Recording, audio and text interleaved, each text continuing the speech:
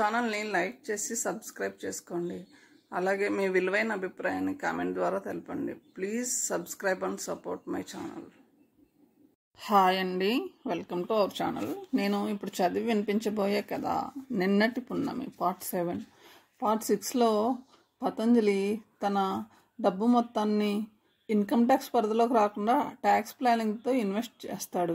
ఇంటికి తిరిగి వస్తుంటే మంజునాథ్ అకస్మాత్తుగా పతంజలిని అడుగుతాడు, మిమ్మల్ని నేను ఒక ప్రశ్న అడుగు, ఆ డబ్బు మేము ఒక్కరి పేర వేసుకున్న తర్వాత మీ పిల్లలకు చెందేలా వాళ్ళ పేర్లు చిరునామాలు నామినేట్ చేసి ఉంటే బాగుండేది కదా, మీ రుణానుబంధం వాళ్ళతోనే కదా ముడిపడి ఉన్నది అంటాడు. పతంజలి చిన్నగా నవ్వుతాడు. తర్వాయి భావనలోకి వెళ్దాం. నీకు ఒక కథ చెప్పనా? చెప్తా విను. మహాభారత యుద్ధంలో తన కుమారుడైన అభిమన్యుడు మరణించాక అర్జునుడు విచార సముద్రంలో మునిగి ఉన్నాడని శ్రీకృష్ణుడు గ్రహించాడు. ఒకరోజు అర్జునుడిని తన వెంట రమ్మని సరాసరి స్వర్గానికి తీసుకువెళ్ళాడు. అక్కడ వీరస్వర్గం పొందిన అభిమన్యుడు స్వర్గ సుఖాల్లో తేలియాడుతున్నాడు. అర్జునుడు అభిమన్యుని చూడగానే ఎంతో సంతోషపడ్డాడు. తన కుమారుని దగ్గరికి వెళ్ళి కౌగిలించుకుని ఆనందంగా పలకరించాడు. అయితే అభిమన్యుడు మాత్రం అర్జునుడిని పట్టించుకోలేదు. కుమారా, నిన్ను చూడడానికి నేను భూలోకం నుంచి ఇంత దూరం వెతుక్కుంటూ వస్తే పలకవేం? అర్జునుడు బాధగా ప్రశ్నించాడు. అందుకు అభిమన్యుడు బదులుగా ఇలా చెప్పాడు, అయ్యా, నేను ఎత్తిన ఎన్నో వేల జన్మల్లో నువ్వు నాకు ఏ జన్మలో తండ్రివి? ఆ సమాధానంకి నివ్వెరపోయిన అర్జునుడితో శ్రీకృష్ణుడు ఇలా చెప్పాడు, ఇప్పుడు నీకు అర్థమైందా?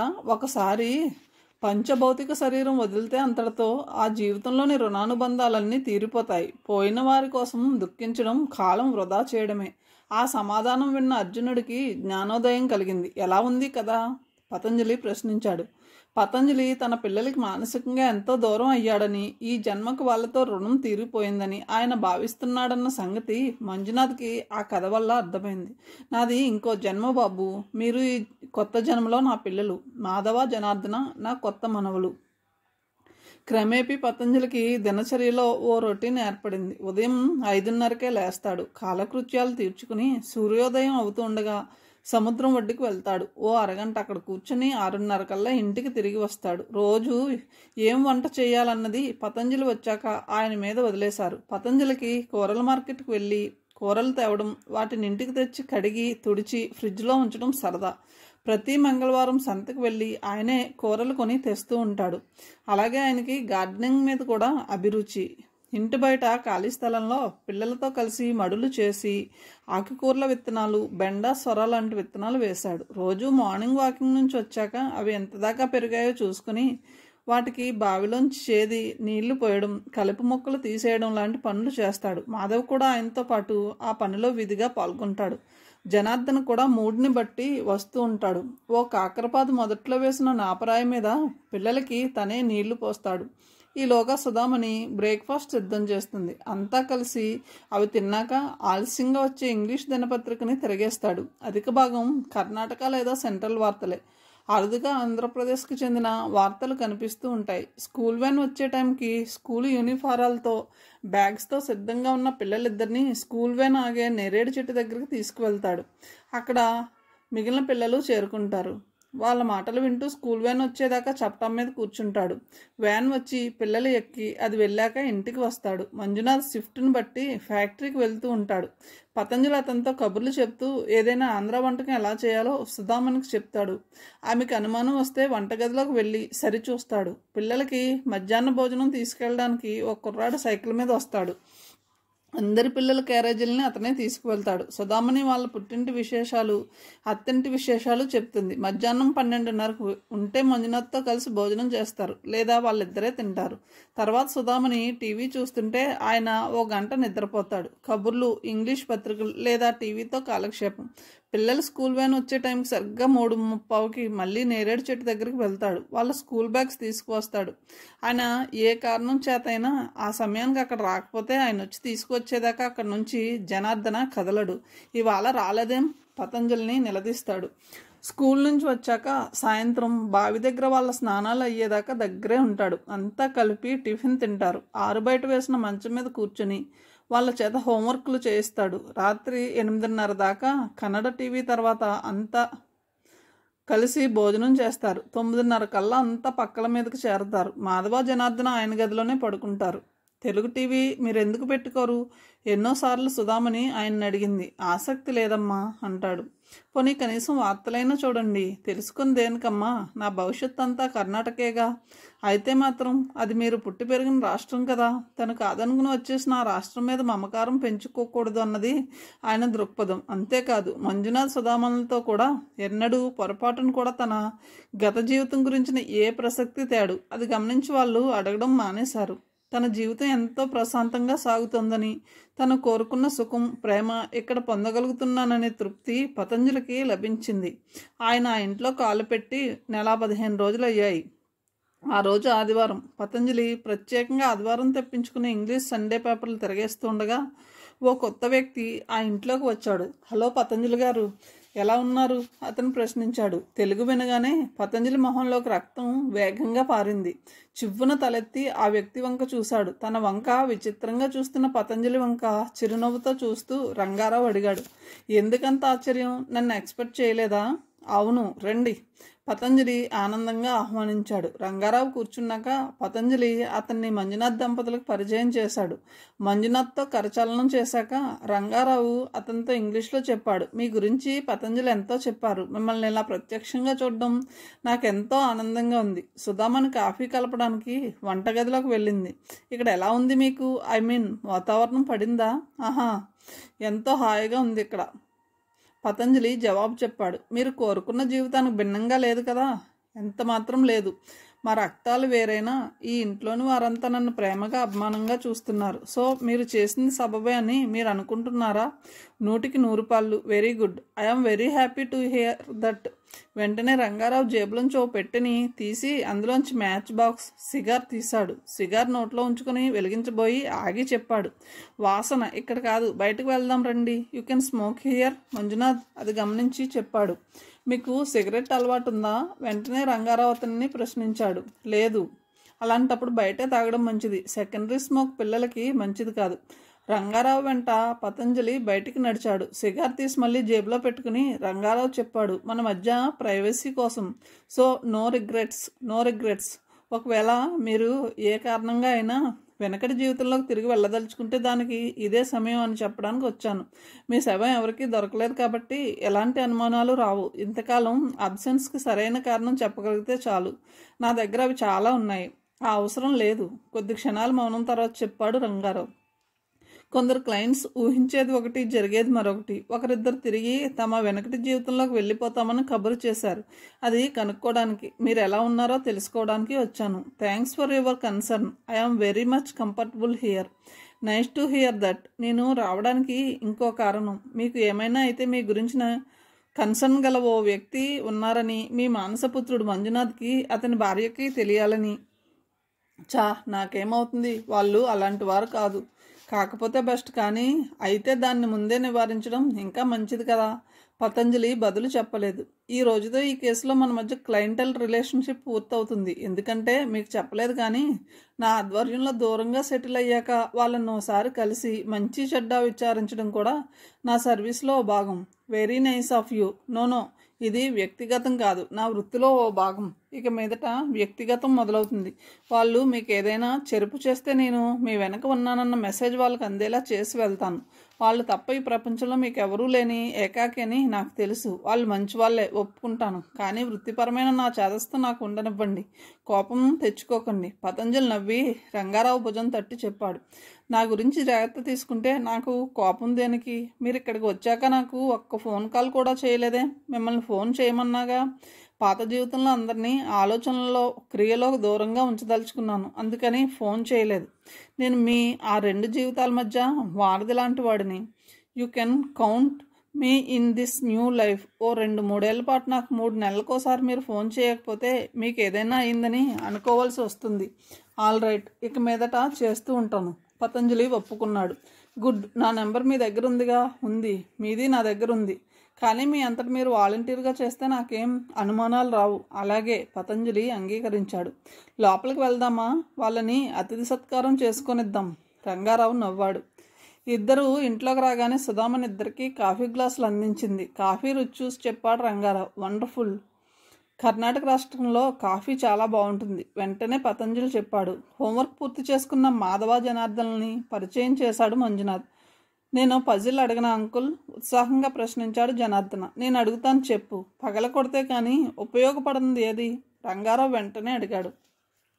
పగలగొడితే ఏది ఉపయోగపడదు, బాగుంటేనే ఏదైనా. జనార్దన్ కాసేపు ఆలోచించి చెప్పాడు. ఒకటి ఉంది, ఆలోచించు. రంగారావు నవ్వుతూ చెప్పాడు. మంజునాథ్ ఎక్కడ పని చేస్తున్నాడు లాంటి వివరాలు సంభాషణ కాసేపు సాగాక చెప్పాడు రంగారావు. ఆల్ రైట్, నేను వెళ్ళొస్తాను. రంగారావు బయట ఆగి ఉన్న కారు దగ్గరికి దారి తీశాక పతంజలితో చెప్పాడు. నేను ఒకటి గమనించాను, మీరు మీ అబ్బాయిల గురించి ఏం అడగనేలేదు. పాత జీవితం మీద ఆసక్తిని చంపుకున్నాను కనుక వాళ్ళు నాకు మాసికాలు కూడా పెడుతూ ఉండి ఉంటారు. అదే చేస్తున్నారు. అంతకు మించి వాళ్ళ గురించిన విశేషాలేం పెద్దగా లేవు. ఈ వాతావరణం, ఇల్లు, ముఖ్యంగా మీరు సరదాగా కాలక్షేపం చేసే ఆ ఇద్దరు పిల్లల్ని చూస్తుంటే నేను రిటైర్ అయ్యాక నా జీవితం ఎలా గడపాలో నాకు అవగాహన ఏర్పడింది, రంగారావు చెప్పాడు. పూర్వం వానప్రస్థాశ్రమం ఏర్పరిచింది ఇందుకే. ఈ వయసులో చీకు చింతాలేని జీవితం గడపాలని. రంగారావు కారెక్కాక అడిగాడు జనార్దన. అంకుల్, ఓడిపోయాను. పగలు కొడితే కానీ ఉపయోగపడేది ఏది? చెప్పి వెళ్ళండి. గుళ్ళో దేముడికి కొట్టేది. ఓ, అర్థమైంది, మాధవ నవ్వుతూ చెప్పాడు. కారు కదిలింది. రంగారావుకి తన క్లయింట్స్ విషయంలో గల సిన్సియారిటీకి పతంజలికి ఎంతో ఆనందం వేసింది. డబ్బు పూర్తిగా ముట్టాక చేయాల్సింది కూడా చేయకుండా మధ్యలో వదిలేసే ప్రొఫెషనల్స్ని ఇల్లు కట్టేటప్పుడు ఎందరినో చూశాడు ఆయన. మర్నాడు మంజునాథ్ ఆఫీస్ నుంచి వచ్చాక పతంజలితో నవ్వుతూ చెప్పాడు. మీ డిటెక్టివ్ గారు ఏం పని చేశారో తెలుసా? ఏం చేశాడు? ప్రశ్నించాడు ఆయన. మా ఆఫీస్కి ఉదయం వచ్చి నాతో మాట్లాడాడు. సారాంశం మీకు ఏదైనా అయితే ఆయనకు వెంటనే ఫోన్ చేయమన్నాడు. ఒకవేళ అది న్యాచురల్ డెత్ కాకపోతే ఎందుకు కాదో చూస్తానన్నాడు. నా మీద ఏదో అనుమానం ఉన్నట్లుగా మాట్లాడాడు. ఓ, ఐఆమ్ సో సారీ. ఎందుకలా అన్నాడంటే అది చెప్పాడు. అందరినీ అనుమానించడం అతని వృత్తట. అఫెండ్ కాకుండా మంజునాథ్ దాన్ని చాలా తేలిగ్గా తీసుకోవడం పతంజలికి ఊరట కలిగించింది. తాతయ్య, చేపలు పడుతున్నారట, చూద్దాం రా, పరిగెత్తుకుంటూ వచ్చి చెప్పాడు జనార్దన. ఎక్కడా? సముద్రంలో. రా తాతయ్య, చూద్దాం. పతంజలికి మంజునాథ్ చెప్పాడు. అప్పుడప్పుడు ఇక్కడ సముద్రంలో చేపలు పడుతూ ఉంటారు, చూడడానికి సరదాగా ఉంటుంది, పదండి అంతా వెళ్ళి చూద్దాం. అంతా సముద్రం ఒడ్డుకు చేరుకున్నారు. సముద్రంలోంచి వచ్చిన తాళ్ళ చివర కట్టిన కర్రల్ని వీపుకి ఆనించుకుని చేతులతో వాటిని రెండు వైపులా పట్టుకుని 16 మంది నడుస్తున్నారు. ఆ తాళ్ళ చివర్లు సముద్రంలో కిలోమీటర్ల దూరంలో విసిరిన పెద్ద వల చివర్లకు కట్టి ఉన్నాయి. సముద్రంలోకి ఆ వలను తీసుకెళ్లి విసిరిన ఓ పడవ దూరంగా కనిపించింది. దాదాపు గంట తర్వాత సముద్రంలోంచి పెద్ద వల ఒడ్డుకు లాగబడింది. అది రాగానే అలజడి ఎక్కువైంది. చుట్టుపక్కల గ్రామాల నుంచి పిల్లలు, ఆడవాళ్ళు ఆ వల చుట్టూ చేరితే దాని తాలూకు వాళ్ళని దూరంగా పొమ్మని తిడుతున్నారు. వలను తెరిస్తే వాటికి చిక్కిన రకరకాల చేపలు ఎగిరెగిరి పడసాగాయి. బుట్టల్లోకి చేపలను తీసి ఒక్కో రకం చేపను ఒక్కో బుట్టలో వేయసాగారు. అది నిండగానే ఓ దొంగకి 4 బుట్టల చొప్పున కట్టి వాటిని ఇద్దరు కలిసి దూరంగా ఉన్న వ్యాన్ దగ్గరికి తీసుకెళ్లి అందులోకి ఎక్కిస్తున్నారు. జెల్లీ ఫిష్ను మాత్రం నేల మీద పారేస్తున్నారు. వెండి రంగు చర్మం గల సిల్వర్ ఫిష్, కొర్రమీను, మరో 2-3 రకాల జాతుల చేపలు వలలో పడతాయి అక్కడ. ఆ పెద్ద సిల్వర్ ఫిష్ ఉంది చూశారు, దాన్ని 100 రూపాయలకి అమ్ముతారు. ఓ చేపని పతంజలికి చూపించి మంజునాథ్ చెప్పాడు. పిల్లలు, ఆడవాళ్ళు వలల్లోంచి కింద పడ్డ చేపలను ఏరుకుంటుంటే ఇసుక తీసి వాళ్ళ మీదకి విసురుకొట్టి జాలరులు తరుముతున్నారు. అదంతా కొత్త కాబట్టి శ్రద్ధగా, ఆసక్తిగా చూస్తున్న పతంజలి ఒక అతను వలలోంచి తీసి దూరంగా విసిరేసిన వైపు చూశాడు. పామది. బూడిద రంగు శరీరం మీద నల్లటి చారలు, తోక దగ్గర పలచగా ఉన్న ఆ పాము ఇసుక మీద పాకుతుంటే ఒళ్ళు జలధరించింది ఆయనకి. ఆయన భయం గమనించి మంజునాథ్ చెప్పాడు. తరచూ వలల్లోకి సముద్రపు పాములు కూడా వస్తుంటాయి. అయితే వాటిని ఎవ్వరూ తినరు కాబట్టి తిరిగి నీళ్ల వైపు విసిరేస్తారు. అవి కరవవు. అవి చాలా మందకొడిగా ఉంటాయి. వాళ్ళు తీసి విసిరేసేలోగా కరవవు. ఒకవేళ కరిచిందా ఇంతే సంగతులు. దాని విషయానికి మందే లేదు. తర్వాత వలలో చేరిన ఇసుకని సముద్రపు నీళ్ళలో కడిగి దాన్ని ఒడ్డున ఆరేశారు. ఇదంతా పూర్తవడానికి 2.5 గంటల పైనే పట్టింది. ఈ ప్రాంతంలో నాన్ వెజిటేరియన్స్కి తప్పనిసరిగా రోజు భోజనంలోకి చేప ఉండాల్సిందే. సముద్ర తీరం పొడుగుతా ఎక్కడ చేపలు ఎక్కువగా పడితే అక్కడ ఉదయం వెళ్ళి వలలు వేస్తారు. సాయంత్రానికల్లా వలల్ని ఒడ్డుకు చేర్చి చేపల్ని కాంట్రాక్టర్స్కి అమ్మేస్తారు. వాళ్ళు వాటిని మార్కెట్లోకి తీసుకెళ్ళి అమ్ముతారు. ఓసారి మనం కూడా వాళ్ళ పడవలో సముద్రంలోకి వెళ్దాం. వల ఎలా వేస్తారో అప్పా చూడొచ్చు, సుధామణి భర్తకు సూచించింది. అలాగే మంజునాథ్ ఒప్పుకున్నాడు. ఆ రోజు ఆంధ్రప్రదేశ్లోని చాలా దినపత్రికల్లో మొదటి పేజీలో ఓ వార్త చోటు చేసుకుంది. అది చాలామంది దృష్టిలో పడింది, రంగారావు దృష్టిలో కూడా. దాన్ని అతను ఆసక్తిగా చదివాడు. సారాంశం: ఓ పోస్టాఫీస్లో ఇష్యూ చేయబడ్డ ఇందిరా వికాస్ పత్రాలు నేషనల్ సేవింగ్స్ సర్టిఫికేట్స్ డూప్లికేట్స్ అని తేలాయని, మెచ్యూరిటీ డేట్కి వాటిని క్యాష్ చేసుకోవడానికి ఒకరిద్దరు రాగా ఈ సంగతి బయటపడిందని, పోలీసులు జరిపిన ప్రాథమిక ఎంక్వైరీలో గోల్మాల్ మొత్తం ₹1,00,00,000 దాకా ఉండొచ్చని తేలిందని, ఆ పోస్టాఫీసులో పోస్ట్ మాస్టర్గా పనిచేసిన అతని పేరు పతంజలి అని, ఆయన కొన్ని నెలల క్రితమే మరణించాడన్న సంగతి కూడా ఆ వార్తలో చోటు చేసుకుంది. అది పూర్తిగా చదివాక రంగారావు మొహం సీరియస్గా మారింది. రంగారావు చాలాసేపు తేరుకోలేకపోయాడు. ఓ విధమైన అవమాన భావం అతని మనసంతా ఆవరించుకుంది. నేరస్తుడైన పతంజలి తనని ఓ కట్టుకథతో నమ్మించి తన సహాయాన్ని ఎలా పొందాడో తలుచుకుంటే రంగారావుకి ఆయన మీద కోపం ముంచుకు వచ్చింది. ఎంతటి కపటి, ఎంత గొప్పగా సెంటిమెంటల్ తండ్రిగా నటించాడు. అయితే రంగారావులో ఈ భావాలన్నీ కేవలం ఓ పావుగంట సేపే డామినేట్ చేశాయి. ఆ తొలి షాక్ పలచబడ్డాక వాస్తవాలను బేరీజు వేస్తూ తార్కికంగా ఆలోచించాడు. నిజంగా పతంజలి దోషి అయితే ఆ డబ్బు ఏం చేసి ఉంటాడు? తన బిడ్డలకి ఇవ్వాలి, కానీ వాళ్ళు సాధారణ జీవితమే గడుపుతున్నారు. అతను నిజంగా నేరస్తుడైతే మంజునాథ్ దగ్గర ఉండడు. తన ద్వారా పోలీసులకి తను పట్టుబడవచ్చన్న భయంతో ఇంకో చోటుకి మారతాడు. వెంటనే రిసీవర్ అందుకుని రంగారావు 124 డయల్ చేసి ఎస్టీడీ లాక్ని రహస్య కోడ్ నెంబర్తో అన్లాక్ చేశాడు. తర్వాత టెలిఫోన్ ఇండెక్స్ బుక్ చూసి మంజునాథ్ ఇంటి నెంబర్ డయల్ చేశాడు. 4 సార్లు మోగాక అవతల వైపు ఫోన్ ఎత్తారు. హలో, వినిపించిందో ఆడకంఠం. హలో, పతంజలి గారు ఉన్నారా? రంగారావు అడిగాడు. హలో, యారు బేకు? మళ్ళీ వినిపించింది ఇందాకటి కంఠం. Mister Patanjali please. కొద్ది క్షణాల తర్వాత పతంజలి కంఠం వినిపించింది. Hello, who is it? నేను సార్, రంగారావుని. మీరా? చెప్పండి రంగారావు గారు, పతంజలి శాంతంగా అడిగాడు. మీరు గోవాలో హోటల్లో ఉన్నప్పుడు హోటల్ వాళ్ళు క్యాష్ రిఫండ్ ఏదైనా ఇచ్చారా? మీ ఫైల్ తాలూకు అకౌంట్స్ చూస్తున్నాను. రిఫండ్ ఏమి ఇవ్వలేదే? నేనే కొంత పే చేశానని గుర్తు. సర్లేండి, నేను వాళ్ళని కనుక్కుంటాను. మా క్లయింట్సే వాళ్ళు. అలాగేనండి. బైదివే, మరో వారం 10 రోజుల తర్వాత మరోసారి అటువైపు వస్తున్నాను. మీరు ఊళ్ళోనే ఉంటారా, లేక ఎటైనా వెళ్ళే ప్రోగ్రాం ఉందా? మీకు తెలియంది ఏముంది? నాకు వెళ్ళడానికి నా అనేవారు ఎవరూ లేరు. తప్పక రండి. మీరు ఎప్పుడొచ్చినా ఇక్కడే ఉంటాను. మీతో కాస్తంత తెలుగులో మాట్లాడవచ్చు. మీకు అక్కడ తెలుగు పేపర్లు రావా? రావు. వచ్చినా చదివే ఆసక్తి లేదు. ఓకే, ఉంటానండి. రిసీవర్ పెట్టేశాక అనుకున్నాడు, దినపత్రికలో తన గురించిన ఆ వార్త ఆయనకు చేరి ఉండదని. చేరితే అంత శాంతంగా మాట్లాడగలిగేవాడు కాదు. రాత్రి టీవీ న్యూస్లో చూశాక ఈ వార్త తెలిస్తే మకాం మారుస్తాడా? రంగారావు రిసీవర్ని మళ్ళీ అందుకుని police control room phone number dial చేశాడు. అయితే అతని మనస్సాక్షి అతని చేత ఆ పని చేయనివ్వలేదు. అవతలి వైపు రిసీవర్ ఎత్తకుండానే లైన్ డిస్కనెక్ట్ చేసేశాడు. పతంజలి పనిచేసిన పోస్టాఫీస్లో జరిగిన ఆ నేరంలో ఎంత నిజం ఉందో ముందు స్వయంగా విచారించి తెలుసుకోవడం సబబని అతనికి అనిపించింది. నేరం రుజువు అయ్యేదాకా తన క్లయింట్ అమాయకుడన్న ప్రిన్సిపల్ని ఫాలో అవడం మంచిదని భావించాడు. పతంజలి అమాయకుడన్న భావన రంగారావులో బాగా నాటుకుంది. ఒకవేళ అతను నిజంగా నేరం చేసి ఉంటే తనని బుట్టలో వేయగలిగిన మాస్టర్ క్రిమినల్ అయి ఉండాలి. పతంజలి మాట, తీరు, స్వభావంలో ఎక్కడ ఆయన నేరస్తుడు అవ్వచ్చని తెలిపే టెల్టెల్సెన్స్ కనపడలేదు. తను మంజునాథ్తో ఉంటున్న సంగతి పతంజలి తనకు బాగా కావాల్సిన ఇంకెవరికైనా చెప్పాడా? వాళ్ళు ఈ వార్త గురించి ఫోన్ చేసేసి ఉంటారా? అయినా తన ఫోన్ కాల్ రాగానే నిబ్బరంగా తనతో మాట్లాడగలిగాడా?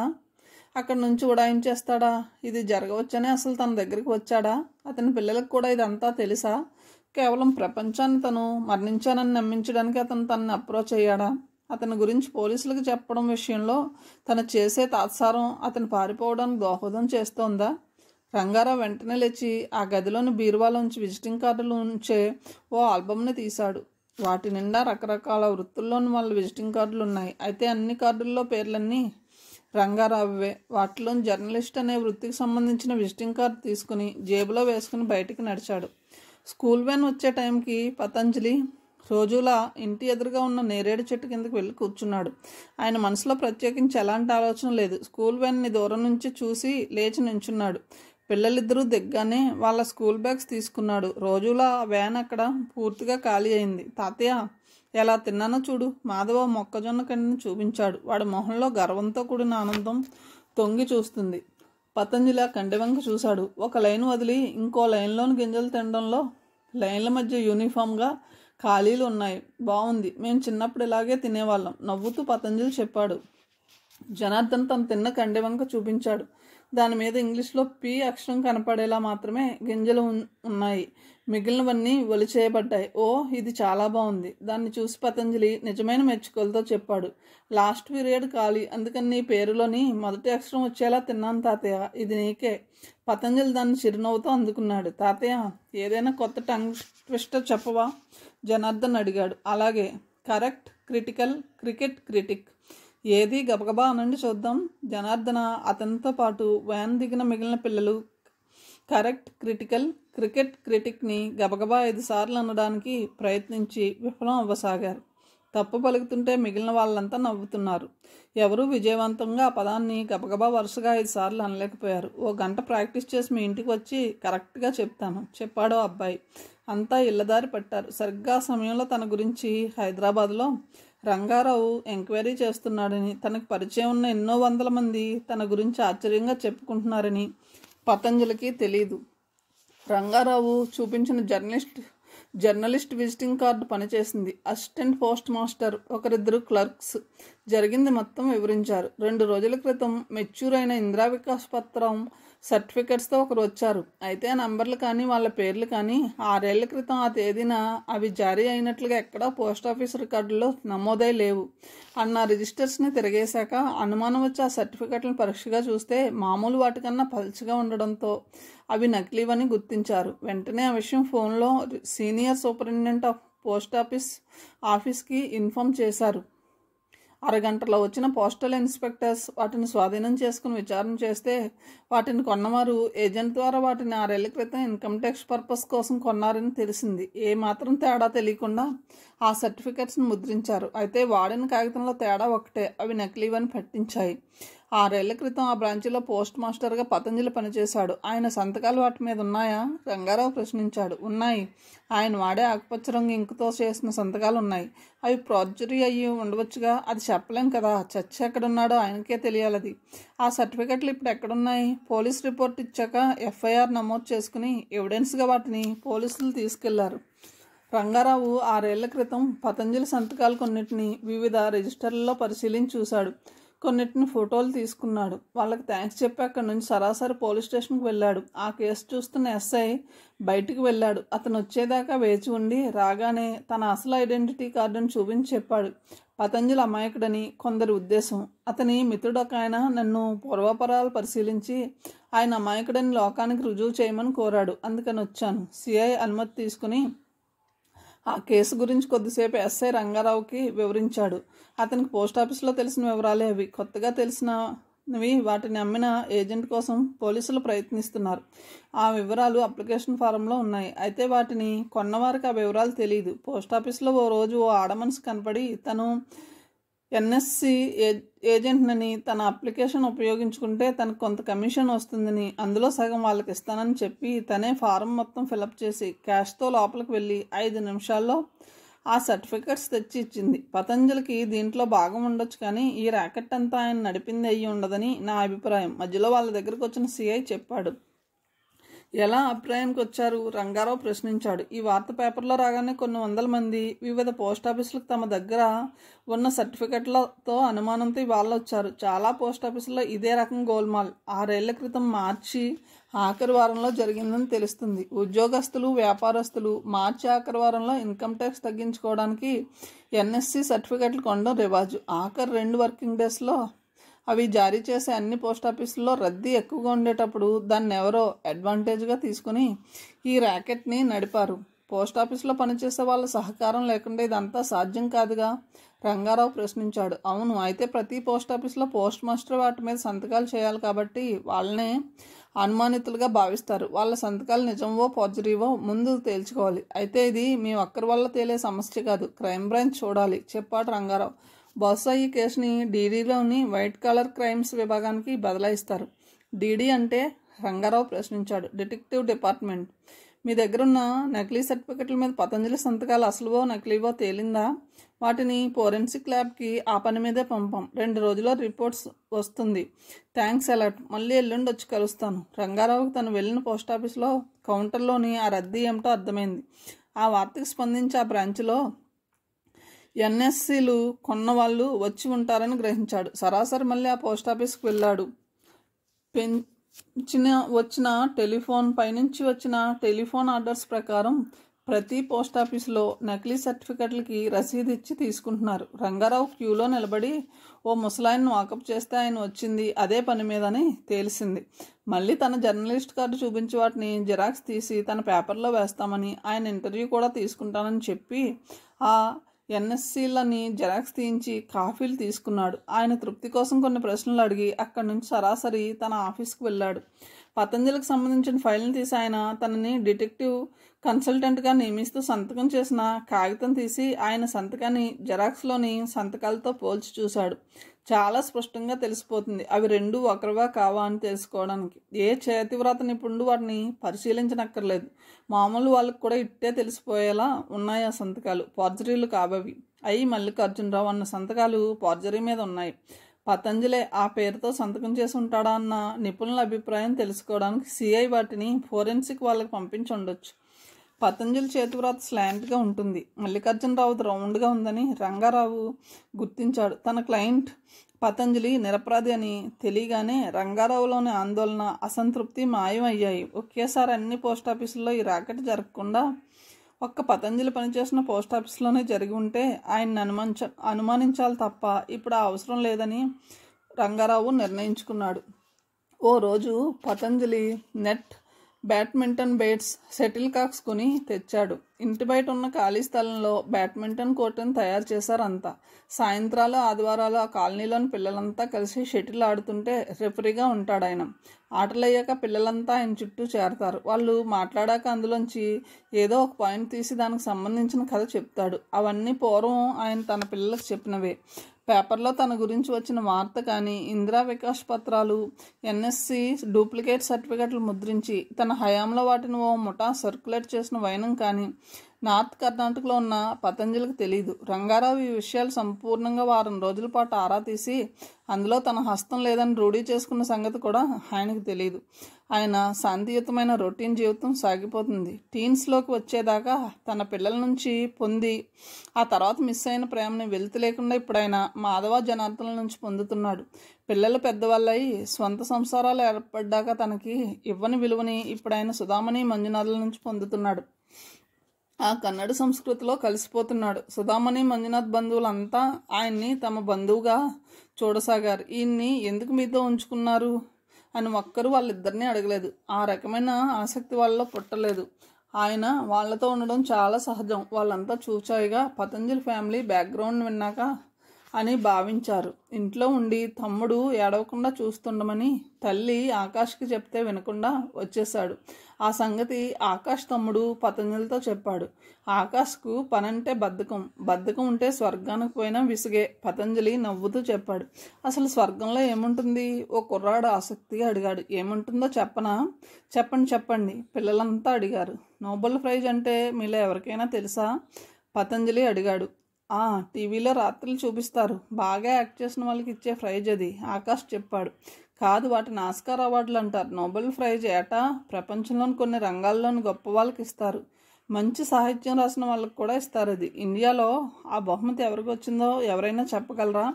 వాళ్ళు 4-5 పేర్లు చెప్పారు, కానీ అవేవి కరెక్ట్ కావు.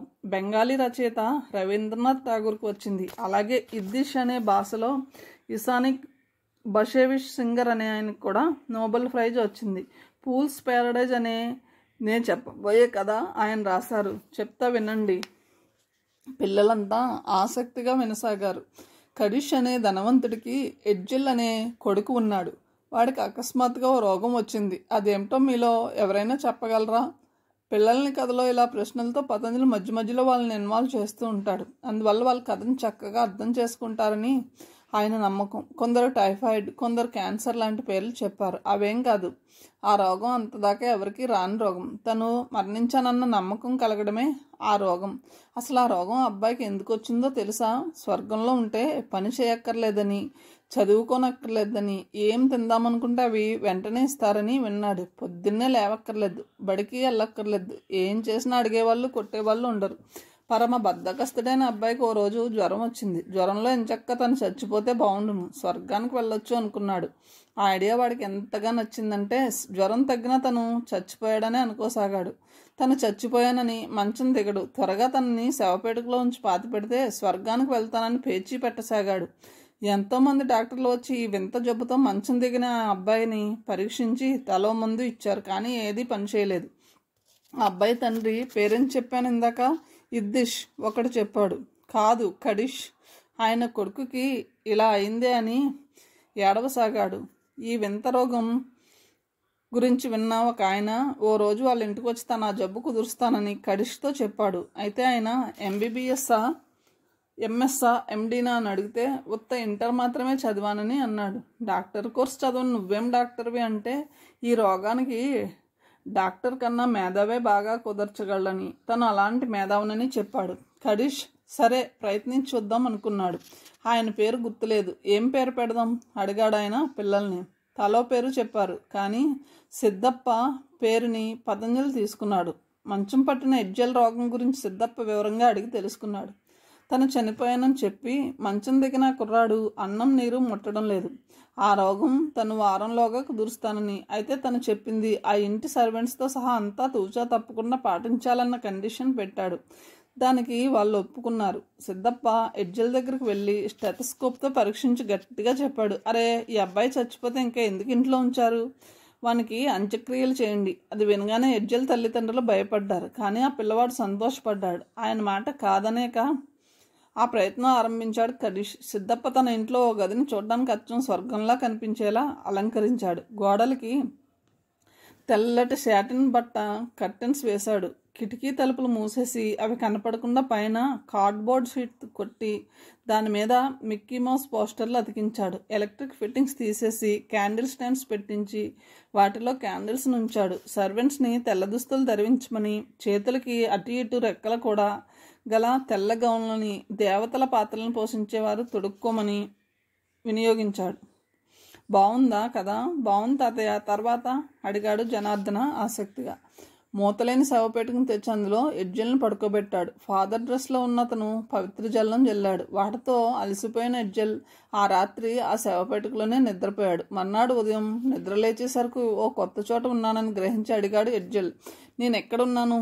స్వర్గంలో, దేవత దుస్తుల్లోని ఆ సర్వెంట్ చెప్పింది. నాకు బాగా ఆకలిగా ఉంది, వెంటనే రసగుల్లాలో ఐస్ క్రీమ్ తిండి. ఎడ్జెల్ ఆనందంగా అడిగాడు. ఆ దేవత చప్పట్లు కొట్టగానే తలుపు తెరుచుకుని బంగారు రంగు ట్రేలో పళ్ళు, ఐస్ క్రీమ్, స్వీట్స్తో 4 దేవతలు వచ్చారు. వాటిని ఎడ్జెల్ తృప్తి మేర తిన్నాడు. ఎడ్జెల్ స్నానం చేయాలని కోరాడు. స్వర్గంలో స్నానం చేయాల్సిన అవసరం లేదని, అక్కడ బకెట్లు మగ్గులు ఉండవని వాళ్ళు చెప్పారు. బొమ్మలు కావాలన్నాడు. అవి తేగానే వాటితో ఆడుకుని తర్వాత నిద్రపోయాడు. మళ్ళీ నిద్ర లేచాక చూస్తే ఎప్పటిలా కొవ్వొత్తులు వెలుగుతున్నాయి. అది పగలా రాత్రా అని అడిగితే స్వర్గంలో తేడా ఉండదని దేవతలు చెప్పారు. కిటికీ తలుపులు తీయమంటే స్వర్గంలో కిటికీలు ఉండవని చెప్పారు. మళ్ళీ ఎడ్జెల్ ఐస్ క్రీమ్, స్వీట్స్, ఫ్రూట్స్ కావాలని అడిగి తిన్నాడు. ఇప్పుడు టైం ఎంత అడిగాడు. స్వర్గంలో టైం ఉండదు వాళ్ళు చెప్పారు. కాసేపు ఆడుకున్నాక ఆట బొమ్మలు విసుగు పుట్టడంతో అడిగాడు, నన్ను బయటికి తీసుకెళ్ళండి, స్వర్గం మొత్తం చూస్తాను. స్వర్గం అంతా ఇలాగే ఉంటుంది. ఎవరి ఇళ్లలోని గదుల్లో వాళ్ళు ఉండాలి తప్ప ఇతరుల ఇళ్లకు వెళ్ళకూడదు. ఇప్పుడేం చెయ్యను అయితే? స్వర్గంలో ఏం చేయరు. ఇతరుల దగ్గరకు వెళ్ళకూడదు. స్వర్గంలో ఇళ్ళ మధ్య చాలా దూరం ఉంటుంది, 1000 మైళ్ళ దూరం. మరైతే మీరు తప్ప నాతో ఎవరు ఉండరు. మా అమ్మా నాన్నలు ఇక్కడికి ఎప్పుడు వస్తారు? దుఃఖంగా అడిగాడు. మీ నాన్న ఇంకా 50 ఏళ్ళు, మీ అమ్మ 60 ఏళ్ళు బ్రతుకుతారు. ఆ తర్వాత వాళ్ళు వస్తారు. అంతదాకా నేను ఒంటరిగానే ఉండాలా? అవును. మా అమ్మ నాన్నలు నా గురించి ఏడుస్తున్నారా? లేదు, చచ్చాక 4-5 రోజులు ఏడుస్తారు, తర్వాత మానేస్తారు. నా పని ఇంతేనా? తింటాం, నిద్రపోవడమేనా? కాసేపు ఆలోచించి అడిగాడు. అవును, స్వర్గం అంటే ఇదే. కనీసం ఓ టీవీ తెచ్చిపెట్టండి, కార్టూన్ నెట్వర్క్ చూస్తాను. స్వర్గంలో కరెంట్ ఉండదు. ఇలా ఎంతకాలం నేను ఎక్కడ ఉండాలి? శాశ్వతంగా. చనిపోయేదాకానా? చనిపోయిన వాళ్ళు ఇంకోసారి చావరు. బ్రతికి ఉండడమే బాగుందనిపిస్తుంది. ఫ్రెండ్స్, టీవీ, స్కూలు, బ్యాడ్మింటన్ ఆట, అమ్మ నాన్న, అన్నయ్యలు, అక్కయ్యలు, సైకిల్, రోజు రోజు మురికి కంపు లేకుండా ఎంచక్కా స్నానం. నేను మళ్ళీ బ్రతికి వెళ్ళడం ఎలా? అది ఇంకా కుదరదు. 8వ రోజుకి తన బద్ధకపు జీవితంతో అలసిపోయిన ఎడ్జెల్ అమ్మా నాన్న కావాలని ఏడుపు మొదలుపెట్టాడు. అయినా దేవతలు లక్ష్య పెట్టలేదు. మన్నాడు పొడిగాటి తెల్లటి గడ్డతో ఉన్న ఓ దేవత వచ్చి చెప్పాడు, ఎడ్జెల్, పొరపాటు జరిగింది. నువ్వు ఇంకా చావలేదు. నిన్ను మళ్ళీ భూలోకానికి పంపించేస్తున్నాం. నిజంగానా? ఆనందంగా అడిగాడు. అవును. వాడి కళ్ళకి నల్లటి బట్ట కట్టి చాలాసేపు వాడింటి దాకా నడిపించి వాడి గదిలో వదిలారు. కళ్ళకి గంతలు తీయగానే తెల్లటి సూర్యకాంతి, తన వాళ్ళు కనపడ్డారు. డాక్టర్ సిద్ధప్ప చెప్పాడు. అడుగో, కళ్ళు తెరిచాడు, బ్రతికాడు. అంతా సంతోషంగా వాడి చుట్టూ మూగి స్వర్గలోకం ఎలా ఉందని అడిగితే వాడు ఏమన్నాడో ఎవరికైనా తెలుసా? తూ యాక్, ఏం బాలేదు స్వర్గం, మనలోకమే బాగుంది అని అంటాడు. ఆకాష్ చెప్పాడు. అవును. ఆ తర్వాత ఎడ్జెల్కి ఆ రహస్యం ఎవ్వరూ చెప్పలేదు. వాడు తన పిల్లలకి, మనవలకి, ముని మనవలకి తను చూసిన స్వర్గం గురించి చెప్తూనే ఉన్నాడు. ఏమని? స్వర్గంలో సైకిల్ ఉండదని. సైకిల్ అంటే ఇష్టపడే ఒకడు చెప్పాడు. కరెక్ట్. కాబట్టి ఇక్కడ బద్ధకంగా ఉండేవాళ్ళు చచ్చిపోయాక స్వర్గానికి వెళ్తారు. జాగ్రత్త మరి. ఆకాశం వంక నవ్వుతూ చూస్తూ చెప్పాడు పతంజలి. డాక్టర్ సిద్ధప్పకి కరిష్ బోల్డ్ డబ్బులు ఇచ్చుంటాడు. చేతులు 2 చాపి చెప్పింది 5 ఏళ్ల పిల్ల. ఆ పేరు ఆ పాపే సూచించింది. పతంజలి గారు, చాలా బాగుంది ఈ కథ. తెలుగులో వినపడ్డ ఆ మాటలకు ఉలిక్కిపడి తల తిప్పి చూశాడు పతంజలి. నవ్వుతూ చెట్టుచాటు నుంచి వస్తున్న రంగారావు కనపడ్డాడు. హలో, ఏమిటి ఆకస్మిక సర్ప్రైజ్? పతంజలి కూడా నవ్వుతూ అడిగాడు.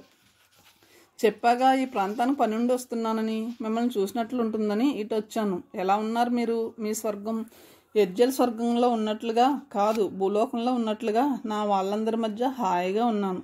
Very glad. మీరు కోరుకునే జారిపోయిన నిన్నటి పున్నమని మీరు ఆనందంగా అనుభవిస్తున్నారని మిమ్మల్ని చూస్తే ఇట్టే తెలిసిపోతుంది. గ్లాడ్. అవును, మా ఇంట్లో నా వాళ్ళ మధ్య ఎంతో ఒంటరిగా ఫీల్ అయ్యేవాడిని. కానీ ఈ కొత్త ఇంట్లో కొత్త వాళ్ళ మధ్య వాళ్ళు పరాయి వాళ్ళనే ఫీలింగ్ లేకపోవడమే కాక ఒంటరిగా ఫీల్ అవ్వడం లేదు. మీ వాళ్ళు మీకు ఈ వయసులో ఎమోషనల్ సపోర్ట్ ఇచ్చి ఉంటే బాగుండేది. మన జీవితాన్ని మనం రకరకాలుగా జీవించవచ్చు. వెనక్కి తిరిగి చూసుకుని ద్వేషిస్తూ, వెనక్కి తిరిగి చూసుకుని ఏడుస్తూ, లేదా వెనక్కి తిరిగి చూసి నవ్వుతూ. నేను ఈ 3వ విధానం ఎన్నుకున్నాను. మొదటి 2 పద్ధతుల వల్ల తరచూ వెనక్కి తిరిగి చూసుకుంటూ ఉంటాం. కానీ 3వ మార్గం వెనక్కి తిరిగి చూడనివ్వకుండా హాయిగా ముందుకు నడిపిస్తుంది. రంగారావు ఆయనకు కవరిచ్చి చెప్పాడు. తీరుకున్నప్పుడు వాటిని చూడండి. మీకు ఆసక్తిని కలిగించే కటింగ్స్ ఇవి ఇద్దామనే వచ్చాను. అవును, నిన్న నా బ్యాంక్స్కి వెళ్ళి నా డిపాజిట్ల గురించి వాకప్ చేసింది మీరేనా? అవును. ఎందుకు? Just checking. ఈ కవర్లోవి చదివితే తెలుస్తుంది. ఏమిటా చెకింగు? I am completely satisfied. అంతా వాళ్ళ ఇంటికి చేరుకునేసరికి ఇంట బయట టాటా సుమో ఆగి ఉంది. మర్చిపోయారా? మీకోసమే అరగంట నుంచి చూస్తున్నాం చెప్పింది సుధామణి. ఓ, గుర్తులేదు నాకు. పతంజలి నొచ్చుకుంటూ చెప్పాడు. రంగారావు ఎక్కడికి అన్నట్లు ప్రశ్నార్థకంగా చూశాడు. మూకాంబికాదేవి ఆలయానికి వెళ్తున్నాం పతంజలి చెప్పాడు. ఆయన మాకు పరిచయం అయ్యి ఇవాళకి సరిగ్గా 5 ఏళ్ళు. అంతా అమ్మదయ, అందుకని మంజునాథ్ చెప్పాడు. రంగారావు పతంజలితో కరచాలనం చేసి చెప్పాడు. I want detain you. Happy journey. అంతా సుమో వ్యాన్ ఎక్కారు. అది బయలుదేరి కనుమరుగయ్యేదాకా చూస్తుండిపోయాడు రంగారావు. తర్వాత ఆగి ఉన్న అంబాసిడర్ కారు వైపు నడిచాడు. పతంజలి చెప్పడం పూర్తయ్యాక లక్ష్మణరావు 2-3 నిమిషాల దాకా ఏం మాట్లాడలేకపోయాడు. మౌనంగా ఉండిపోయాడు. ఆయన కళ్ళు స్వల్పంగా చెమర్చి ఉండడం పతంజలి గమనించాడు. అది సంగతి. నేను బ్రతికి ఉన్నానన్న సంగతి నా వాళ్ళకి ఎవ్వరికీ తెలియడం నాకు ఇష్టం లేదు. ఇక నీ ఇష్టం. నువ్వు వెళ్ళి వాళ్ళకి నా సంగతి చెప్తావో లేక ఈ రహస్యం ఇలా కొనసాగేలా చేస్తావో నీ విజ్ఞతకు వదిలేస్తున్నాను. ఒకటి మాత్రం నిజం, వాళ్ళు వచ్చి నన్ను ఆహ్వానించినా తిరిగి వాళ్ళ ఇంటికి చస్తే వెళ్ళను. మాట్లాడబోయే ముందు లక్ష్మణరావు దీర్ఘంగా ఊపిరి పీల్చుకుని వదిలాడు. నీ కథంతా వింటే ఎంత బాధగా ఉందో తెలుసా? ఇంత తెలిసి తగుదునమ్మా అని వెళ్ళి వాళ్ళకి నువ్వు బ్రతికే ఉన్నావని ఎలా చెప్తాను? చెప్పను. నువ్వు ఎంజాయ్ చేస్తున్న ఈ నీ శాంతియుత జీవితం నీకు ఇలానే కొనసాగాలని కోరుకుంటున్నాను. ఆ మాటలు వినగానే పతంజలి మొహంలో అంతకు మునుపు లేని వెలుగు ప్రవేశించింది. వెంటనే లక్ష్మణరావు చేతిని తన చేతుల్లోకి అందుకుంటూ చెప్పాడు. థ్యాంక్స్ రా. సుగుణ బతికే ఉంటే ఎంత బాగుండేదో అనిపిస్తుంది. ఇదంతా వింటే మగాళ్ళ కన్నా ముందే వాళ్ళ భార్యలు పోకూడదు అనిపిస్తుంది చెప్పాడు. తల్లిదండ్రులు ఎంత ముసలి వాళ్ళై మంచాన పడి ఉన్నా వాళ్ళు ఉంటే మనకు ధీమా. కానీ వాళ్ళు పోతే మనం 50లలో లేదా 60లలో ఉన్నా సరే ఇక పెద్ద దిక్కు లేదన్న బాధ కలుగుతుంది. భార్య విషయంలో కూడా మగాడి పరిస్థితి ఇదే.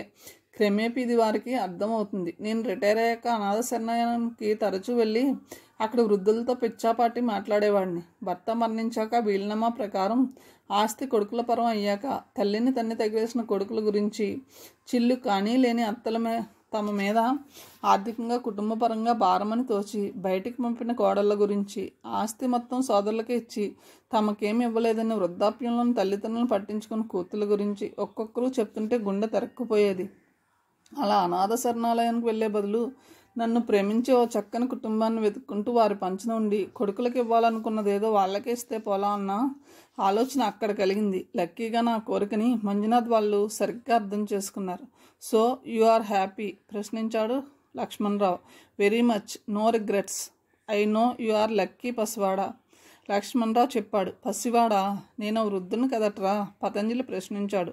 నో, నువ్వు పసివాడివే. ఎలా ఏమిటి? ఆ పేరు నీకు మన స్కూల్లోనే తెలుగు టీచర్ ఎప్పుడో ఫిక్స్ చేసేసాడు, మర్చిపోయావా? లక్ష్మణరావు అడిగాడు. వెంటనే పతంజలి మొహంలో జ్ఞాపకానికి చిహ్నంగా చిన్న చిరునవ్వు తలుక్కుమంది. ఓ వరుదిని ప్రవరాఖ్యుల పాఠం క్లాసులో నువ్వు చెప్పేది అడిగాడు. చాలా దశాబ్దాల క్రితం లక్ష్మణరావు పతంజలి హాజరైన ఆ తెలుగు క్లాస్లో తెలుగు మాస్టర్ తెలుగు పాఠం చెప్తుండగా ప్యూన్ ఏదో నోటీస్ని తెచ్చాడు. ఆయన అది చదివి దాని మీద సంతకం చేసి అతన్ని పంపాక క్లాస్ వైపు తిరిగి అడిగాడు. ఎక్కడున్నాం? వరుదిని పాలిండ్ల దగ్గర సార్. పతంజలి లేచి నిలబడి కొంటిగా చెప్పాడు. క్లాసులోని పిల్లలంతా నవ్వారు. అయితే తెలుగు మాస్టర్ ఏం తత్తరపడకుండా పతంజలి వంక చూస్తూ సీరియస్గా చెప్పాడు. నువ్వింకా పసివాడివే కాబట్టి పాలిండ్ల దగ్గరే ఆగిపోయావు. మనం ఉన్నది వరుదిని స్థానాల దగ్గర. ఆ మాటలకి క్లాస్ అంతా గొల్లుముంది. పతంజలి సిగ్గుతో తల వంచుకున్నాడు. ఆయనకి తోటి పిల్లలు పసివాడు అనే నిక్నేమ్ని స్థిరం చేశారు. నీకది ఇంకా గుర్తుందా? పక్కపక్క నవ్వుతున్న లక్ష్మణరావుని చూసి పతంజలి కూడా నవ్వాడు. మన క్లాసులో అది ఎవ్వరూ మర్చిపోయి ఉంటారని పందెం. చిన్నగా ఆవలించి చేతి గడియారం వంక చూస్తున్నాడు పతంజలి. గడియారం 11:25 చూపిస్తుంది. అరే, చాలా టైం అయింది. రేపు పొద్దున్నే లేవాలి. వెళ్తాను చెప్పాడు. Good night. రేపు బ్రేక్ఫాస్ట్లో కలుద్దాం లక్ష్మణరావు చెప్పాడు. లక్ష్మణరావు చాపిన చేతిని అందుకుని అతనితో కరచాలనం చేసి పతంజలి చెప్పాడు. Thanks a lot for being understanding. బదులుగా లక్ష్మణరావు ఆప్యాయంగా పతంజలి భుజం మీద ఎడం చేత్తో తట్టి చెప్పాడు. యు ఆర్ మోస్ట్ వెల్కమ్ పసివాడ. బ్రహ్మపుత్ర అశోక్ హోటల్లో పతంజలి లక్ష్మణరావు గదిలోంచి బయటికి నడిచాడు. శుభం.